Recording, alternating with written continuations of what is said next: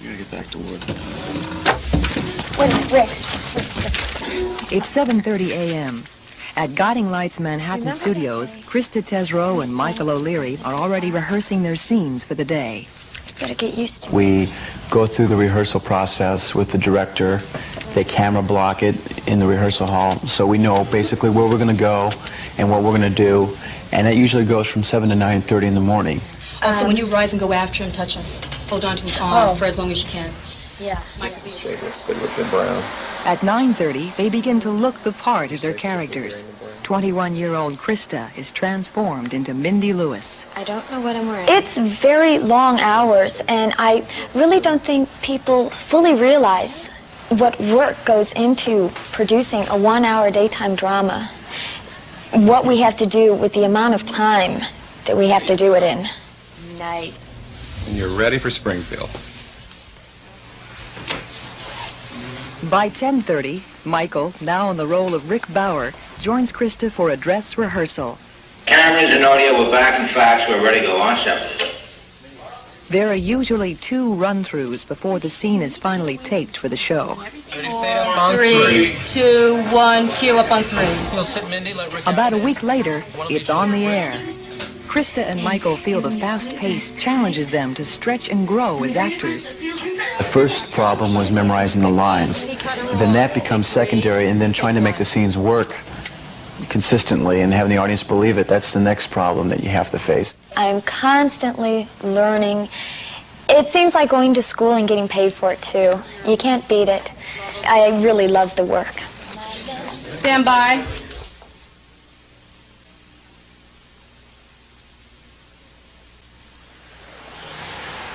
Is this just a rebound over Mindy? Are you just reacting to her? Do you really care about her? Inside this Manhattan apartment, the characters of Springfield, USA are coming to life. Are you just attracted to her physically, Rick? He gets around it. Are you just... This is Guiding Light's weekly story conference. Pamela Longhammer is the show's head writer. It's a long way from her days as Miss Alabama of 1974. We have 35 people that are just our characters that we have to plan their lives, not only for the next 6 months, which we do in terms of long-term, we're also in charge of communicating that, breaking that down, plotting that out on a week-to-week basis. So we feel like we're doing our little movie a day. You know what? Why can't we do that being the scene on 5C? Yeah, that's where I'm putting it. Pam and her partner, Jeff Ryder, have 8 writers to turn their ideas into finished scripts. They stay 2 months ahead of the show and go over their plans carefully with executive producer Gail Colby.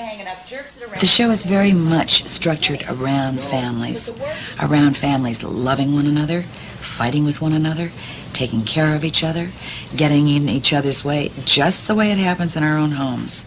I love you. I love you too, sugar. The writer's moment of truth comes in the afternoon when they watch their work on the air. We watch the show every day religiously because the more you watch it, the more you get to know the people, where the actors' strengths are, where their weaknesses are. It's waiting for their strength. And we really do enjoy it. We really do enjoy our show as fans. We think we're the #1 fans of Guiding Light.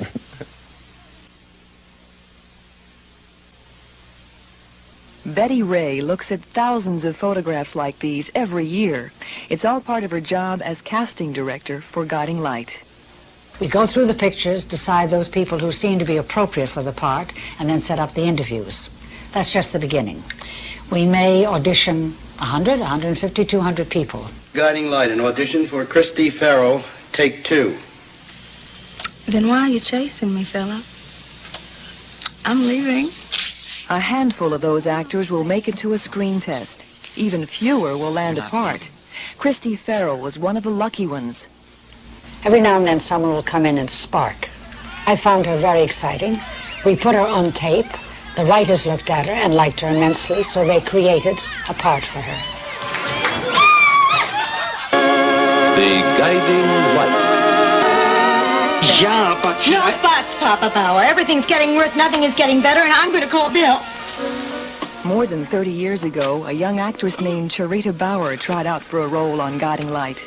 There was a bit of coincidence involved, and it may have brought her luck. I went and auditioned for the part of Bert Bauer, and maybe it was kismet that the two Bauers met, but I got the part, and here I am all these years later. Charita has seen hundreds of actors pass through Guiding Light. Some have become well known, like Billy D. Williams, Kevin Bacon, Cicely Tyson, and Jo Beth Williams. You just don't walk in and act. You have to be able to have skills. You have to be able to know how to utilize these skills. And that you only get through good, honest, hard work and training.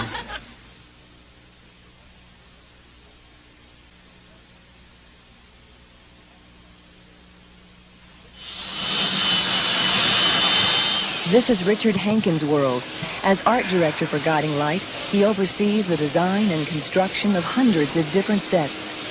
My job is to design the scenery and to make it as visually exciting as possible and work towards the scene and the action that's required in that scene. Hey, Charlie. Hello. Okay, here's the paint elevations for this one. Basically, it's just It starts with a sketch. Then a staff of up to 150 people brings the idea to life. 10 to 15 new sets are created each month. Everything from simple rooms to a South American temple. This is the turtle for the temple. We've added some plaster on top of it and glazing to make it good and hard, but it is just styrofoam.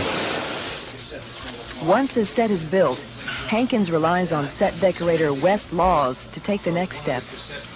It would not be unusual for me to have to get as many as 2,000 or 3,000 props in a week. While everyday items are stored at the studio, Laws often prowls many of New York's finest art galleries for more exotic items. I probably have in my source book right now maybe 600 different sources, because we never know what we're going to be called on to do. What they are called upon to do varies, but there are two key ingredients. Keep it interesting and keep it authentic. We have to be as real in our sets as the characters are on the show. Hello. That is really a kind of exciting, a lot of fun. We're totally creating and coming up with new ideas and a visual look.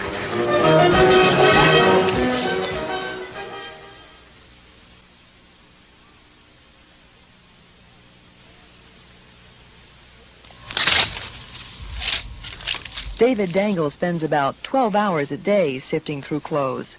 As Guiding Light's costume designer, it's his job to find the right look from top to bottom. My responsibility is to aid the writers, the producers, in the development of the characters, to show the audience where the characters are coming from, what their economic background is, where, bring their personalities through the clothes. I mean, I think the audience wants to see a certain amount of glamour. Actresses dressed in beautiful things. Believe it or not, a lot of those gorgeous outfits come from the racks of New York's top department stores. That's terrific. Yeah, I like See, what I love is I love that drop waist line on you. That's so pretty, that very straight As often as possible, David and the cast members head for the stores together for shopping sprees like this one with Kim Zimmer, who plays Reva Lewis. See, I love that overscaled look on you. That's a lot of Reva comes from Kim. You can put anything on her and she'll look wonderful. She's a lot of fun to dress. Very pretty on you. There we go. See, that's terrific. That's what it wants. Mary Kay Adams plays India von Halkine, a wealthy young woman with her own special look.